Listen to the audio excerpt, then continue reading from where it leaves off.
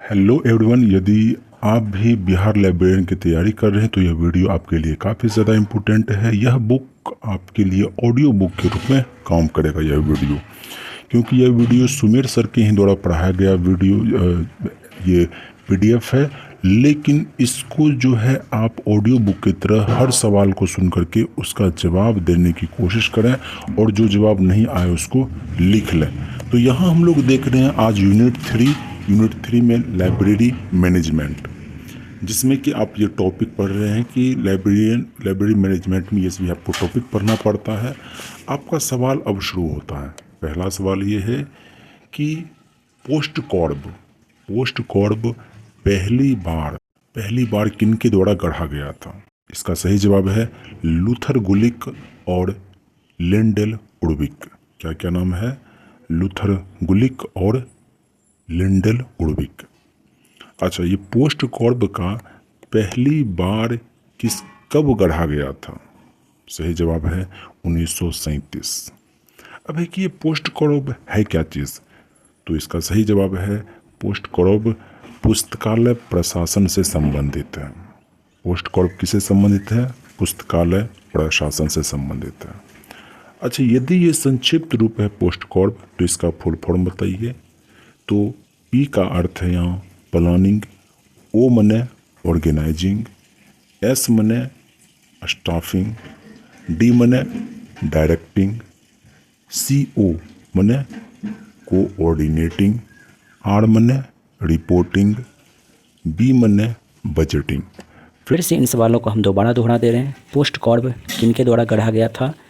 तो सही जवाब है गुलिक और उडविक। पोस्ट कॉर्ब कब गढ़ा गया था? तो 1937। पोस्ट कॉर्ब क्या है? सही जवाब है पुस्तकालय प्रशासन से संबंधित है।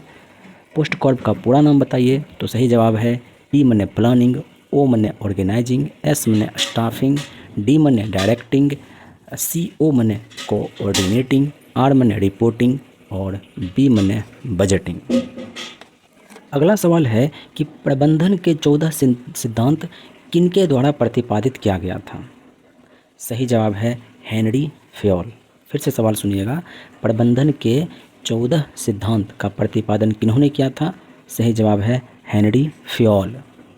अगला सवाल है आवश्यकता सिद्धांत यह किसके द्वारा दिया गया है? सही जवाब है मास्लो। फिर से सवाल सुनिएगा। आवश्यकता सिद्धांत को ही इंग्लिश में बोलते हैं नीड थ्योरी। तो नीड थ्योरी किनके द्वारा दिया गया था? तो सही जवाब है मास्लो।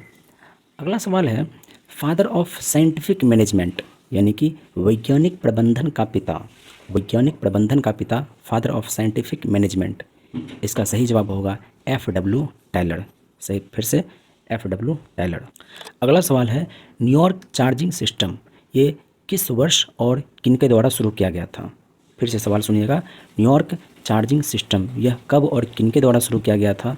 तो सही जवाब है 1900 में और जॉन कॉटन डाना के द्वारा। फिर से सवाल सुनिएगा। न्यूयॉर्क चार्जिंग सिस्टम यह कब और किनके द्वारा शुरू किया गया था? सही जवाब है 1900 में और जॉन कॉटन डाना के द्वारा। अगला सवाल है ब्राउनी चार्जिंग सिस्टम यह किनके द्वारा शुरू किया गया था? तो सही जवाब है 1895 में किया गया था और नीना ई ब्राउनी के द्वारा किया गया था। किनके द्वारा? नीना ई ब्राउनी के द्वारा किया गया था। तो याद रखेंगे न्यूयॉर्क चार्जिंग सिस्टम कब? 1900 में। अब ब्राउनी चार्जिंग सिस्टम कब? 1895 में। यानी 5 साल का अंतर आपको दोनों में दिख रहा है। अगला सवाल है कि सिद्धांत एक्स और वाई यह किनके द्वारा दिया गया था? सही जवाब है डगलस मैकग्रो के द्वारा। किनके द्वारा? डगलस मैकग्रो के द्वारा। क्या दिया गया था? थ्योरी एक्स और थ्योरी वाई। अब थ्योरी एक्स और वाई किससे संबंधित है? याद रखेंगे मोटिवेशन यानी कि प्रेरणा से संबंधित है। फिर से सुनिएगा।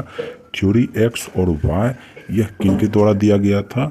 तो सही जवाब है डगलस मैकग्रो। और ये थ्योरी एक्स और वाई किससे संबंधित है? तो मोटिवेशन यानी प्रेरणा से संबंधित है। अगला सवाल है कि द प्रैक्टिस ऑफ मैनेजमेंट यह पुस्तक कब और किसने लिखी थी? तो सही जवाब है 1954 में और पीटर ड्रकर के द्वारा। किनके द्वारा? 1954 में पीटर ड्रकर के द्वारा। इन्होंने कौन सा पुस्तक लिखा था? तो सही जवाब है द प्रैक्टिस ऑफ मैनेजमेंट। अगला सवाल ये है कि किसी विश्वविद्यालय का पुस्तकालय बजट किसके द्वारा पारित किया जाता है? सही जवाब है एग्जीक्यूटिव काउंसिल, इसी को बोलते हैं हम लोग कार्यकारी परिषद। अगला सवाल यह है कि शून्य आधारित बजट प्रणाली यह कब और किसके द्वारा विकसित किया गया था? ZBB zero based budget system, ये किसके द्वारा विकसित किया गया था? तो पीटर ई पैहर के द्वारा। किनके द्वारा? पीटर ई पैहर के द्वारा। और ये कब किया गया था? तो सही जवाब है 1970 में। अगला सवाल है कि किसी पुस्तकालय की वार्षिक रिपोर्ट के 2 भाग कौन कौन से हैं? जैसे वार्षिक 6 महीने, तो वार्षिक रिपोर्ट का 2 भाग होता है। कौन कौन सा? एक डिस्क्रिप्टिव, दूसरा स्टैटिस्टिकल। फिर से सवाल सुनिएगा कि किसी भी पुस्तकालय की वार्षिक रिपोर्ट के 2 भाग कौन कौन से हैं? तो पहला है डिस्क्रिप्टिव और दूसरा है स्टैटिस्टिकल। अगला सवाल है MBO यानी कि मैनेजमेंट बाय ऑब्जेक्टिव। MBO यानी मैनेजमेंट बाय ऑब्जेक्टिव, यह किसके द्वारा दिया गया था? MBO, तो सही जवाब है पीटर एफ ड्रकर। क्या? Peter F Drucker. कब दिया गया था? तो सही जवाब है 1954। फिर से सुनिएगा, MBO यानी कि मैनेजमेंट बाय ऑब्जेक्टिव, यह कब और किनके द्वारा दिया गया था?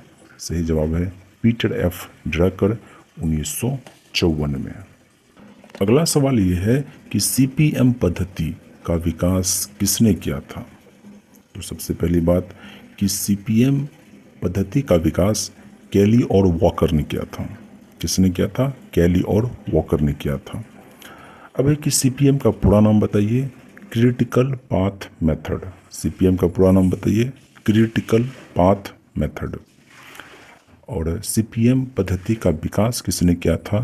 तो सही जवाब है कैली और वॉकर ने किया था। अगला सवाल है गेहूं ऋण शैक्षिक विनिमय कार्यक्रम कहाँ और कब शुरू किया गया था? फिर से सवाल सुनिएगा इंग्लिश में, विट लोन एजुकेशनल एक्सचेंज प्रोग्राम। फिर से, विट लोन एजुकेशनल एक्सचेंज प्रोग्राम, यह शुरू कहाँ किया गया था? तो सही जवाब है USA यानी यूनाइटेड स्टेट्स में। और कब शुरू किया गया था? तो 1951 में शुरू किया गया था। ठीक है। अगला सवाल है मानव संबंध प्रबंधन स्कूल का जनक किसे माना जाता है? फिर से सुनिएगा, मानव संबंध प्रबंधन स्कूल का जनक किसे माना जाता है? सही जवाब है एल्टन मेयो। क्या नाम? Elton Mayo. अब इसी को इंग्लिश में बोलते हैं मानव संबंध प्रबंधन स्कूल को human relation school of management. Human relation school of management, यह इसका जनक किसे माना जाता है? एल्टन मेयो को। किनको? Elton Mayo. अगला सवाल यह है रॉबर्ट हाउस द्वारा विकसित पथ लक्ष्य सिद्धांत, यह किससे संबंधित है? सही जवाब है लीडरशिप। अब सवाल आता है कि पथ लक्ष्य सिद्धांत ये कब दिया गया था? सही जवाब है 1971 में दिया गया था। अगला सवाल यह है कि पथ लक्ष्य सिद्धांत, इसको इंग्लिश में बोलते हैं पाथ गोल थ्योरी, ये किनके द्वारा विकसित किया गया था? सही जवाब है रॉबर्ट हाउस के द्वारा विकसित किया गया था। अगला सवाल यह है कि रॉबर्ट हाउस द्वारा विकसित पथ लक्ष्य सिद्धांत यह किससे संबंधित है? तो सही जवाब है लीडरशिप से संबंधित है। अगला सवाल है डेमिंग पुरस्कार। फिर से सुनिएगा, डेमिंग पुरस्कार। डेमिंग पुरस्कार किस क्षेत्र में दिया जाता है? सही जवाब है टोटल क्वालिटी मैनेजमेंट के क्षेत्र में। TQM, टोटल क्वालिटी मैनेजमेंट के क्षेत्र में कौन सा पुरस्कार दिया जाता है? सही जवाब है डेमिंग पुरस्कार। अब सवाल यह है कि डेमिंग पुरस्कार पहली बार कब दिया गया था? तो सही जवाब है 1951 में। आपने नाम सुना होगा SWOT, जिसको बोलते हैं, इसका फुल फॉर्म बताइए। तो कहेंगे स्ट्रेंथ, वीकनेस, अपॉर्चुनिटीज़, थ्रेट्स। फिर से SWOT का फुल फॉर्म सुनिएगा, strength, weakness, opportunities threads, SWOT का ये पूरा नाम है। अगला सवाल ये है कि पुस्तकालय अध्यक्ष, जिसको बोलते हैं लाइब्रेरियन, वो पुस्तकालय समिति के एक सदस्य के रूप में किस रूप में कार्य करता है? तो सही जवाब है मेंबर सेक्रेटरी, यानी सचिव के रूप में कार्य करता है। अब समझिएगा साथियों, ये जो यूनिवर्सिटी लाइब्रेरी है, ये जो यूनिवर्सिटी लाइब्रेरी है, इसके अध्यक्ष कौन होते हैं? यूनिवर्सिटी लाइब्रेरी के अध्यक्ष कौन होते हैं? तो सही जवाब है vice chancellor. Vice chancellor university library के अध्यक्ष होते हैं। अच्छा, तो यूनिवर्सिटी लाइब्रेरी के सचिव कौन होते हैं? तो सही जवाब है लाइब्रेरियन होते हैं, अर्थात लाइब्रेरियन सचिव के रूप में वहाँ कार्य करते हैं। अगला सवाल है साथियों, पोर्ट्सकॉर्ब, अभी तुरंत आपने देखा है। पोर्ट्सकॉर्ब ये किसके द्वारा गढ़ा गया है? लूथर गुलिक के द्वारा। और कब गढ़ा गया है पोर्ट्सकॉर्ब? सही जवाब है 1937 में। अगला सवाल है GOC का पूरा नाम बताइए। GOC सही जवाब है गुड ऑफिस कमेटी। GOC का पूरा नाम क्या होगा? Good office committee, GOC। अगला और आज का अंतिम सवाल है कि परिग्रहण रजिस्टर का मानक आकार क्या है, यानी कि एक्सेशन रजिस्टर का मानक आकार क्या है? सही जवाब है 16/13, 16 इंच बाय 13 इंच। समझिएगा साथियों, ये जो एक्सेशन रजिस्टर है, इसमें कॉलम की संख्या कितनी होती है? सही जवाब है 14। अगला सवाल है GFR नियम के अनुसार एक्सेशन रजिस्टर में कितने कॉलम होनी चाहिए? तो 15। अगला सवाल है कि परिग्रहण रजिस्टर यानी कि एक्सेशन रजिस्टर का मानक आकार क्या है? 16 इंच बाय 13 इंच। अगले दिन साथियों हम लोग यूनिट 4 पढ़ेंगे, रेफरेंस सर्विस। शुक्रिया, जय हिंद।